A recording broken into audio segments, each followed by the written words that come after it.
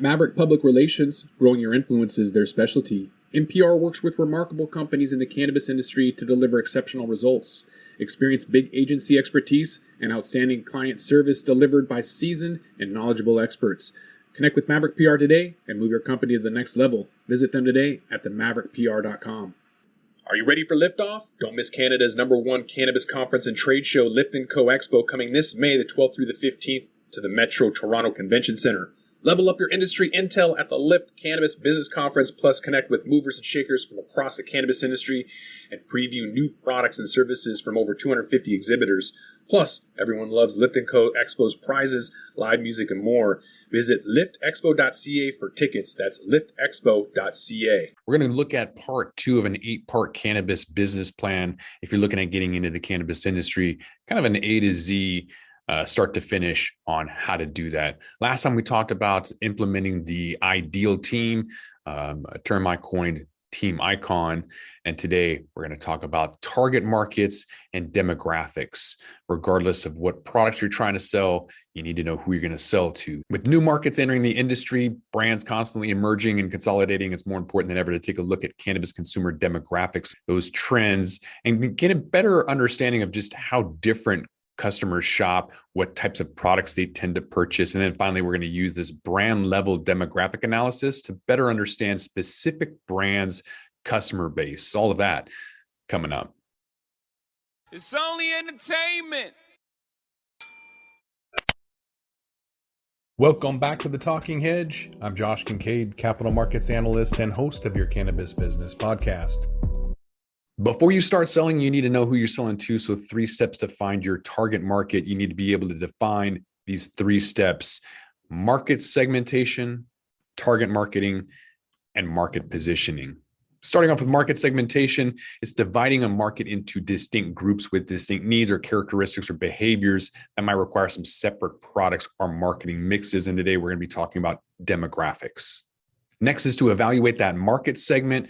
We're going to look at the segment size and the growth. We're going to look at the attractiveness of that segment, the level of competition, and then substitute products, which there aren't many. Finally, we need to choose a position strategy, and that's going to be identifying possible competitive advantages that you have, and not just that your product is fire or has more THC or whatever. We need to find an entire business that has to support that choosing strategy, or you have to make changes to either the product or pricing or distribution or target market. For example, when I was selling pre-rolls, my target market was young males, and then found out that the #1 demographic of pre-rolls was white women 50 and older. So I could have continued to spend more and more money advertising to fit my demographic that I was trying to reach, or pivot, change my marketing and advertising and branding and everything to fit what was already there. So either you can use that inbound marketing and what's already there, or you can keep fighting upstream. That battle is up to you. I'm going to use a well-known brand, not one that I'm advocating or condoning for. I don't use their products, but I think P&G, being Procter & Gamble, is a good example of a well-known brand that they've been able to identify in certain niches and certain segments. They have a lot of different brands within the same category for a variety of products. So what they do is they have a different mix of benefits or appeals within that. So maybe they'll have toothpaste with or without fluoride, or trying to appeal to different people. Tide, for example, has 7 different product formulations for different niche needs. So you want to think about that. You can finally start selling your hemp or cannabis products and services after you've decided on the market segment, the target market, and the market position. So let's start off by comparing sales of cannabis from men and women over the last couple of years. And from this graph, you can see that sales from both females and male customers have grown, with sales to female customers rising slightly faster than males. When you compare the first quarter of 2020 to the fourth quarter of 2021, basically during the entire pandemic, you see that the female customers increased by 55%, while sales to male customers increased 49%. And while only about a third of total sales are to female customers, their market share has increased slightly over the past 2 years. Breaking that up with the proportion to total sales by age group over the last couple of years. Most notable trend is the rapid rising contribution of customers in that Generation Z group. They're coming to age, so naturally there's going to be more of them. When you look at the total share, that's doubled over the last 2 years, rising from 8.3 in the first quarter of 2020 to 15% in the fourth quarter of 2021. It's largely influenced by the fact that the only customer age group within the new customers entering that available market on a daily basis by turning 21 years old. Market share of each of the three older customer groups, they've receded fairly evenly. Millennials are still the largest customer group by a very wide margin, supplying nearly half of all U.S. cannabis sales last quarter. When we take a look at the age group by country, you can see differences in sales group between the U.S. and Canada. And this is going to be like during the fourth quarter of 2021. One major difference is the higher sales share of the Canadian Gen Z customers by comparison to their American counterparts. And not surprising, is because they can come to age a lot faster, being 19 compared to 21. In addition, there's a notable trend that the lower proportion of sales total to older customers in Canada. So for example, only 7.5% of sales to baby boomers contributed half as many sales to the Canadian cannabis market as they do in the US cannabis market. Diving into demographics with fourth quarter 2021, age, gender combined, you can see that both US and Canada, that there's several demographic groups with nearly identical sales between countries, like millennials contributing almost exactly a third of total sales in both countries. However, in most demographic groups, there's a significant difference. So for example, Gen Z and millennial females logged much higher sales and shares in Canada last quarter than their American counterparts. In fact, the female customers overall contributed 37% of total sales in Canada, while Americans was only around 32.5%. So now that we got a relative baseline of understanding about the contributions from each demographic group, we can explore how people choose to shop. So we're looking at average item price and the average basket size for each demographic group in the fourth quarter of 2021. So this is going to indicate on average how expensive the products that they were purchasing generally are and how much they tend to spend in a single visit to a cannabis store. First, we can see that across age groups, average item price stays fairly constant. So, however, across generations, male customers tend to purchase more expensive products than female customers. And when we shift the view to the basket size, we can see a very significant trend of larger average transaction sizes as customers' ages increase. So, for example, the female baby boomers, they spend on average $70 per transaction. It's 41% larger than female Gen Z customers.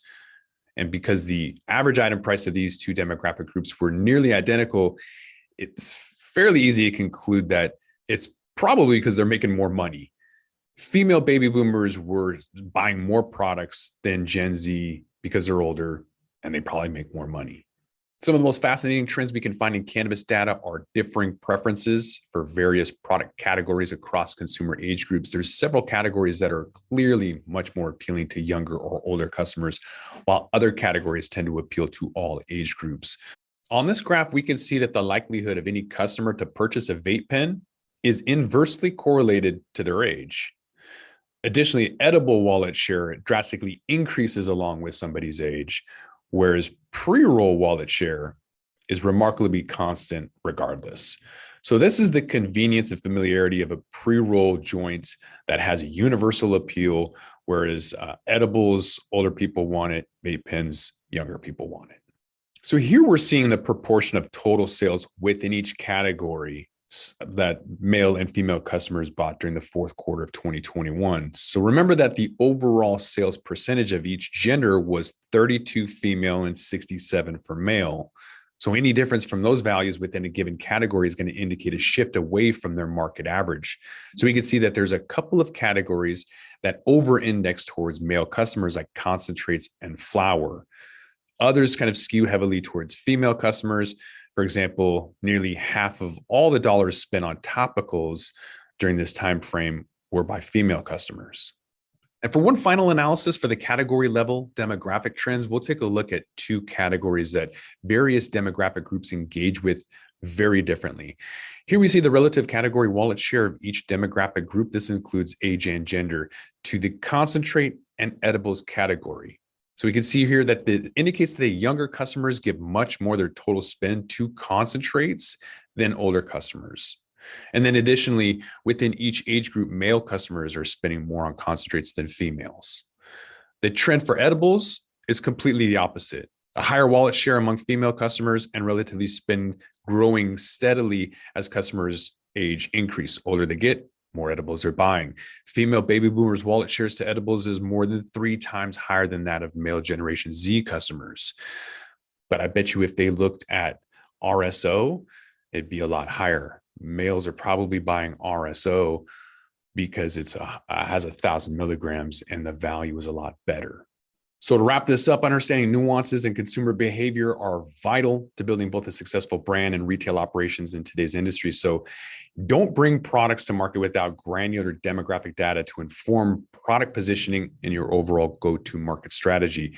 Retailers can't miss opportunities to build more loyalty and grow specific segments of their customer base without knowing where they're spending their wallet. Next time, we're going to talk about the category sales, price, and also marketplaces to help with distribution. So you don't want to miss that or all of the 8-part Cannabis Business Plan series. With that, we're going to roll this one up. I'm Josh Kincaid. This is The Talking Hedge. Don't forget to like, share, and subscribe, or don't, and I'm out. Don't forget to smash that like button on your way out and check out these other videos that we've got.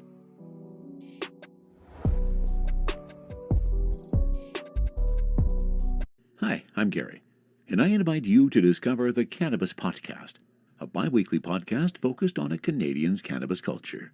I would be the Canadian, and my cannabis passion and culture has been building for 5 decades. I share that passion for this wonderful plant in every episode, through conversations with cannabis advocates and enthusiasts, stories about the ever-changing legal environment, and some hands-on testing of product in a segment I call Cultivar Corner. The Cannabis Podcast, a Canadian's cannabis culture, one toke at a time.